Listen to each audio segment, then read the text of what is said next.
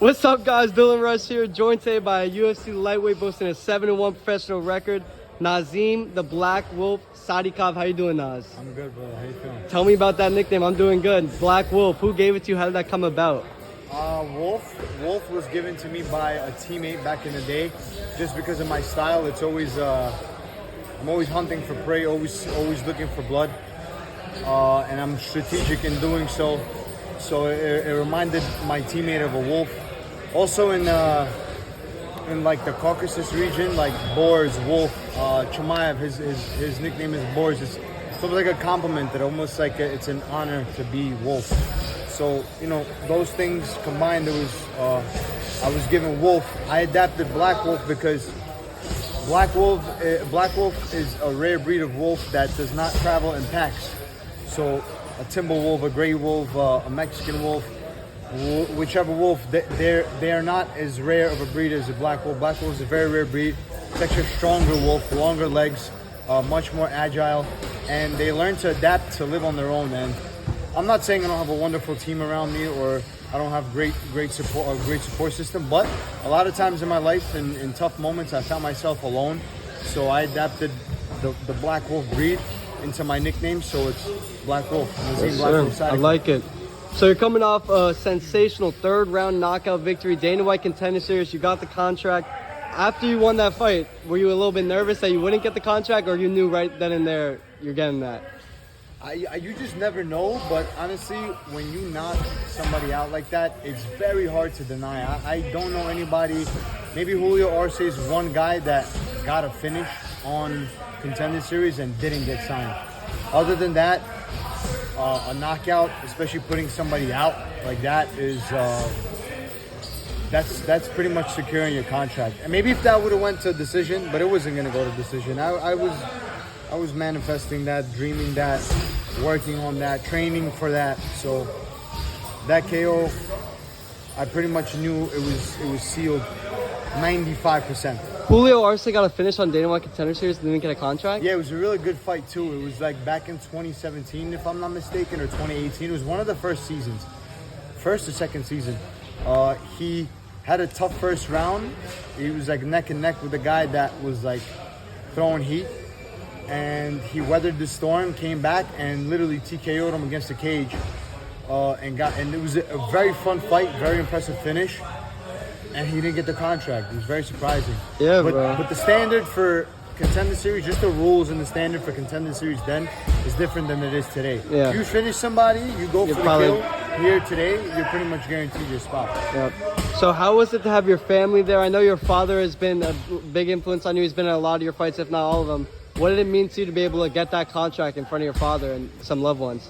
You know, even in my post-fight interview, you could see that, like, I was sharing a moment with him. I forgot I was even being interviewed by Laura Sanko, yeah. I forgot I was even being interviewed by her because, like, I'm just thinking about my dad. I see the look in his face. I know he's so proud. I know what he was feeling. He was feeling crazy in that moment. Like, what was going on inside his body, I can only imagine. It was 100% crazier than me because I spent the camp. I spent 12 weeks, 10 weeks, 12 weeks preparing. I knew what I was preparing for. Mm-hmm. I knew that I'm gonna come in there and get the job done. But for my dad to see that, I'm sure he was like, that was probably the proudest person on earth for that moment. Yep. So now you're in the UFC. Of course, it comes with money. It comes with a lot of different things. It's been your dream your whole life, but you also get access to the UFC PI. You're in Vegas a lot now. How has it been training with Eric Nixick at Extreme Couture, and then, of course, being at the PI? You told me you were getting a massage, and it was Francis and Alex Ferreira next to you? Yeah, it was just so cool, because it's like, you know about these guys. I'm not really one to be starstruck, but just the moment, right? Yeah, just being there moment, and they walk in. Just the thought of, I'm fighting on the regional scene. I get a call for Contender. Boom, I get my contract. And 3 months later, I'm getting massaged at the UFC Performance Institute, and Nagano walks in, and 2 minutes later, Pereira walks in. So it's Pereira, Nagano, and me on 3 different massage tables side by side, getting work done on us. And like I said, I'm not one to get starstruck really, but that was a crazy moment because it's like, yo, I was just on the regional scene, and now I'm Yeah, next to two bro. world champions. It's pretty crazy like scenario Definitely. for somebody like myself. So, yeah, man. And then Eric was very, very impressed by you. Eric Nixick, I talked to him. I interviewed him the night that you trained with him, or I don't know how many times you trained with him, but it was like you trained with him, and then I interviewed him like 30 minutes later. He was like, you were legit. He was like, he's really good. He hopes to work with you again. What did it mean to be able to train with him? You learned some things, and what can you say about XC? Was it fun? I can't say much about Extreme Couture just because I didn't do the practice. I didn't do the class. I will say I like Eric Nixick a lot. He is a great dude. He's very fun. He's very interesting, and he understands the style that I like, that I fight. He's that coach. He's a coach that coaches that style to his fighters and whoever. Maybe it was to me. Maybe he saw my fight because he did see my Contender Series fight. So maybe he just knew what to do with me. I don't know what it was, but he's really good. I hope to work with him again in the future when I'm out in Vegas. I kind of want to make Vegas my second home, which it already is. So when I'm out there, I hope to see him. I like him as a person. I like him as a coach. He's a great guy. Great work with him. I only worked with him once, but that was enough because he left a really good impression on me. Mm-hmm. Another guy that spoke highly of you recently, Tofik Mosayev. I spoke to him about you at Bellator 288. Tofik. In Chicago. How do you say his last name? Musayev. So Mosayev, what does it mean when someone like that gives you your praise, and then also what does it mean to be able to represent Azerbaijan in mixed martial arts and be a role model for some kids out there?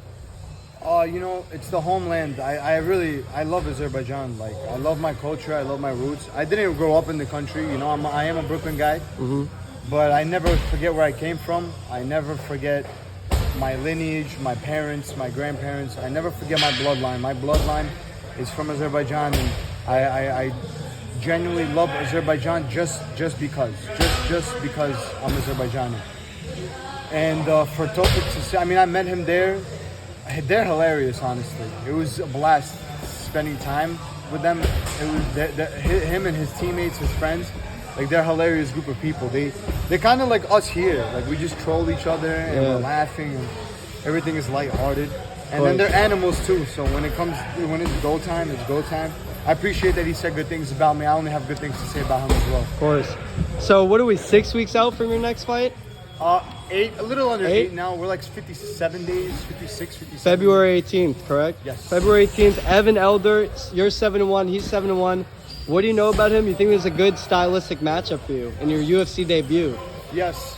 I think it's very cool. I think it's a very good fight. I think he's preparing for the fight of his life. I'm preparing for the fight of my life. Stylistically, I think this plays out into my hands perfectly. And to be honest with you, I don't think there is a style that doesn't fit into my hands perfectly. I feel like my style is strategic. Wolf, remember I explained? I think my style is strategic, so there isn't a style I can't figure out. Maybe some will take longer than others. Maybe he's going to come with a few tricks up his sleeve. At the end of the day, I feel like I'm better everywhere, and I feel like I'm going to get the job done, and I'm going to do so impressively. The CC shirt, the Rube pants, are these are both from your manager? What can you tell me about him? Danny, right? Danny Ruby's the man. He's the best. There's maybe a manager that has more fighters, more superstars, but I think the type of work and the speed at which he gets it done, I don't know. I don't know a lot of men. If there is somebody better, there's very little. He's definitely in the top 3 pound for pound right now. I gotta say that. I say that confidently. Yep. So Matt Frivola won his last fight. So did Billy Q recently. Marab with Aldo, Aljo, James Gonzalez, Dennis. All these guys out here. You guys are on a roll. Do you think that this year, 2023, what's in the water, bro? What are they putting in the water in Law? The Azerbaijani water. This is straight from the river in Baku. You think 2023 is going to be a big year for Law MMA? We just keep going up and up and up. It's almost like you think that Ray, as a coach, reached his potential, right? 3 world champions, but it just never ends. Like, I feel like some people just have that magnet, They just have that magnet. Like you were put on this earth to do one thing. He was put on this earth to be the best. I don't know, construction guy. I was put on earth to be the best fighter. And Ray was put on earth to breed world champions. just because that's just his role. That's just his role in life, and he just keeps breeding world champions. Not only because of the training, but also because of the mindset and because of the environment he creates here. Definitely. You speak a lot about Ray. What about Aljamain Sterling? What does it mean to have a champion in this gym? What is that presence like, and how does that like influence the culture here at Law? Dude, he sets the standard. He's the man. He's just the man. I don't know. He's an all-around great guy. Like, I rooted for him as a friend before anything else. Just a great dude. I really can't say enough good things. I don't even know where to start, to be honest with you. Like, he helps us. He's genuine. He's an amazing fighter, creative teacher. The stuff we go over here, I'm 100% certain that other places are not going in here. We grappled just this morning, getting that work with him. You understand what the world champion does, what a world champion does, and how he moves, and it gives you a certain peace inside. So not a lot of people are blessed to be in that position, to have a world champion around them, let alone call them a friend. So I'm blessed, to say the least. Definitely. All right, I got a little speed round for you, then 2 more questions. I'm gonna let you go. All right. What's a speed round? Are you gonna ask me like my favorite food, like that type of shit? Yeah, right, but not food. I mean, you can tell me your favorite food. What's your favorite food? It's not a bacon, egg, and cheese like Matt. No. Okay, let's break it into categories. Traditional or New York shit? New York. Pizza. Traditional. Grimaldi's pizza. Traditional, I'll Grimaldi, have to go plov or plov with gazma, which is, I'll take you to my grandma's one day, and you'll try it, and you have the best plov in your life. Or I'll go with the lamb shish. Lamb shish kebab is always good. Real quick, I went and got a tattoo one day. I think it was in Bethpage, if you know this. I don't know. But you got tattoos? Yeah, I have 6. You have 6 tattoos. You just don't look like a tattoo guy. Come on, bro. I got a big ass tattoo on my arm. Right. Anyway, look, bro. I just messed up the interview, bro. Monster. Discipline. You didn't mess up the interview. Keep it rolling. I know. But right next door to the tattoo place it's Azerbaijan Grill. You ever heard of that or been there or no? Or is it Foo? So I'm sure it's worth a try, but I feel like I have the best spots in Brooklyn for you. From what I hear, the guy from Azerbaijan Grill is an Iranian Azerbaijani, so that doesn't mean anything. But what it does mean is they have a slightly different style and seasoning to the way they do it, compared to how we do it in North Azerbaijan. So there's the Iranian province, which is former South Azerbaijan, and there's North Azerbaijan. And I'm from North Azerbaijan. We cook a little bit different than them.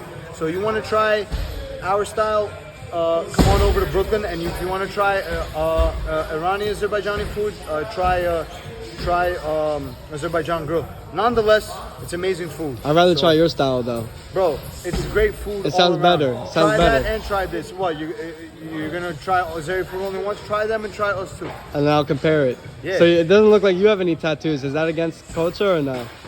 I mean, aside from Muslims are not really allowed to get tattoos, but even if I really wanted one, I'd get my ass whooped by my dad. Yeah. Even me being a fully grown 28-year-old man, we have respect for our dads, and if my dad said no fucking tattoos, is no tattoos, you know what I mean? I respect it. And I honestly don't want one myself. I feel like we live in a world where tattoos are more common than not. So I just feel like it's literally You're right, bro. That's a fact. Yeah, it literally became more unique to not have tattoos. But you don't hate on people that have them, right? Like No. I think on some people tattoos are cool. We can still do the speed round. Some chicks look really good with tattoos. Yeah, bro. Some chicks look terrible with tattoos. Yeah. Some guys could pull off the look, like jacked or whatever, sleeve, something. Like Cody, it looks sick on him. Garbrandt? It looks sick on the tats look sick on him. You saw the new one? The new Tiger? You see face and skull like what Kevin Lee has. I don't like shit that. Is too much, man. I don't like that. Shit is too much. I don't like the skull, the bald people with the full skull tattoo, bro. It's crazy that's to me. Too much, bro. That's too much across all standards. Yeah. I like those people. I don't really. Those people I kind of judge. Yeah. It's like, yo, bro, what You're the fuck tweaking. you doing, All right, speed round. Favorite rapper. Oh man, Lloyd Banks. Favorite. Oh, you know who that is, right? No, but I heard the name. That's a rapper. that's a rapper. From G Unit, bro. Really? I know. Yeah. Okay. 50 Cent, Young yeah, Buck, right? Yeah. And who's the third one? 50 Cent, Young Buck. It's not Lloyd Banks. It's Lloyd Banks. Lloyd Banks. I'll throw Jadakiss in there, Meek Mill. Yo, you know, I'm really good friends with Jadakiss' son. Seriously? Yeah. And he does work with J. Cole. His name is Yeah? Keith, yeah. Jadakiss died, right? How did that happen? I don't- Who died? Did Jadakiss die or not? Fuck no. You crazy? Hell no. No way. Then maybe his dad's just not in his life anymore. I don't know. I like Dipset too, actually. But they're a rap group. Yo, I'm thinking of some. Dipset, the Lokes. Yeah. All right, fuck the music though. Who's the GOAT? Who's the MMA GOAT? Who's the MMA GOAT? Gotta go with George St. Pierre, man. Okay, same as Matt. What's the dream venue for you? I feel like I might know. You already know, bro. I already know. We Go want ahead. to skip it? No, answer. Madison Square Garden. Madison Square Garden, Barclays Center, Baku Olympic Stadium. Okay. We're gonna bring UFC to Baku. I know it's hard. I went over there, I asked what's the reality, what's the possibility. They said it's hard, it's possible, this, that. Listen, I'm here to do the impossible. I'm not in this sport to fucking collect a little check and go home. I'm here to do impossible shit. So whatever they say is hard or you can't do, I'm gonna do it. Bro, you and the co-main Fazeev in the main, bro. It seems possible, bro. That would be dope. That would sell, bro. We're two bangers. I know, bro. and you guys. Bangers. People are gonna wanna That's watch what's- that just to watch it. And people would sell out the crowd, of course, in Azerbaijan, bro. It would be fucking sold out in a second. Favorite fighter growing up? Actually, probably GSP. Really? Yeah, probably GSP, BJ Penn, Chuck Liddell. I liked Randy, but wasn't crazy about him. He was never above Chuck for me. Matt Hughes is cool, but obviously, if you're in, GSP, I like GSP. I like BJ the most at that point, but BJ let me down a bunch of times, and he looked like he lacked discipline. He looked like this, just the way he fought and stuff. So GSP was always at the top for me. But Chuck, Andrei Arlovsky. Really? You know what's crazy? What country? With Bulgaria? No, Belarus. Belarus. You know what's crazy? I was in T-Mobile Arena for UFC Vegas this last card, right? With Pimblett and Kalaev and Paddy was looking good, bro. He won that fight. Paddy. Bro, I would love to fight Paddy, bro. I would love to fight Paddy. Matt first. Everybody would love to fight Paddy I know. because they see this vulnerable ass performance, and I don't know. I just don't know if. I think I would have to generate a little bit of interest first to fight a guy like that, just because I'm a dangerous fight for anybody, but at the same time, it's like I don't have the Instagram followers yet, so they'll get there. What were you saying about you were at T-Mobile? Were you talking about Arlovsky or what? Yeah, and Arlovsky's there, and I'm like, oh shit, Arlovsky, and I say what's up. Daniel Ruby was with me, and I'm like, yo, people are walking past him and coming up to me to take pictures. People took pictures with him too, but I know what you mean. people were taking pictures with me more than him, and I'm like, yo, are you guys crazy? Like to myself, I'm thinking, yo, Andrei Arlovsky's standing right there. What the fuck you asking me for pictures for? Bro? I just got signed off contenders. Yeah, bro. And then there's Arlovsky over there. And yo, after a while, I see Arlovsky. I don't know if he was recording me, but the phone was directly pointed at me, and he just records me like this. People see something in you, bro. I'm like, what the fuck? Yeah, I mean, maybe, but I'm just doing my thing. I just am who I am, so whatever people see is what they see. But I'm seeing Andrei fucking Arlovsky, and then there go people fucking walking past him asking pictures of me. It's pretty crazy. Definitely. All right, I just got 3 more. Islam Volk. So your division, bro. What do you think about that fight? Who's coming out on top?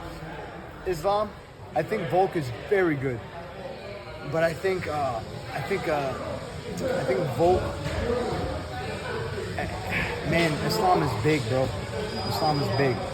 Volk is big too, but Volk is going to be very hard to figure out for Islam in the first 3-4 minutes. But the style that Islam has, no matter how much he has to figure out, he neutralizes what you got going on anyway. Mm-hmm. So that's going to be the battle. Is like not Arlovsky, Volkanovski trying to escape that neutralization from Islam and implementing his game plan, and Islam closing the distance, kneeing him like they plan on kneeing him, giving him a lot of knees, a lot of elbows, taking him down, and being Islam hot trick. What year is Nazim Sadykhov going to be a UFC champion? 2024, late 2024 or early 2025. I'm going to be 30. 2 years? Max 31. Okay. Yeah, in the best case scenario, it's going to be a matter of how much interest I generate in these kind of interviews. Like if people see something in me and they want to tune in, then I'll get there quicker. Because when you have interest, you know, you're able to get top dog spots quicker. If you're just an exciting fighter and you just keep performing, that's a little bit of a longer route. Nonetheless, man, I'm gonna be at the top of this thing. Well, that's why you'll see me there. That's why I'm gonna come back here with a camera and with a high quality, and I'm gonna do my little small part to help you get some fans. So then, what are you talking about? You don't know how long you're gonna do this for? No, I'm lying. I was just gonna say once this ended, I'm gonna be the best, bro. Just like you say you're gonna be the best. Because I need a little bit of time to get bro. champion. I got you. You know, Ariel Helwani just won MMA Journalist of the Year for the 13th year in a row. It'll be a shame if someone ends that streak one day, bro. Bro, it'd be a shame. Life never fails the 80-20 rule. Like 20% of the people, whoever may be in whatever craft you do, Dana being in the MMA world, or the UFC being in the MMA world, Ariel in journalism, Conor McGregor in fighter pay. 20% of the people, or 20% of whoever, owns 80% of the entire sport. Yeah. And then the other 80% split the 20%. Yeah. It's like, that's a rule of life. Yeah. That's why I'm gonna fall into that 20% category and get my 80%. You got it, Not bro. settling for anything less, bro. You're not here to be mediocre. Absolutely not. Hell no. Absolutely. All right, last thing. We spoke a little bit about it, but what can we expect from Nas in 2023? How many fights you think? What are we gonna see from you next year? I want to be super active. It all depends, you know, God willing, inshallah, I stay healthy, I stay injury free. As long as we keep the ball rolling with my health, I'm able to perform. I want to be active. If I can fight in February, in April, in July, September, and December, and get 5 fights, I would love that. If I can get 4, I'll get 4. If I can get 3, I'll get 3. I would like for 3 to be my bare minimum though. But I would like for my best case scenario to have 5 fights in 2023. I really want this to be a breakthrough year for me. I want to make waves. I want to make noise by the end of this year. I'm looking forward to it, bro. I'm looking forward to following along your journey. Absolutely. Nazim Thank you. Sadykhov, Likewise. appreciate you, Thank brother. bro. Thank you.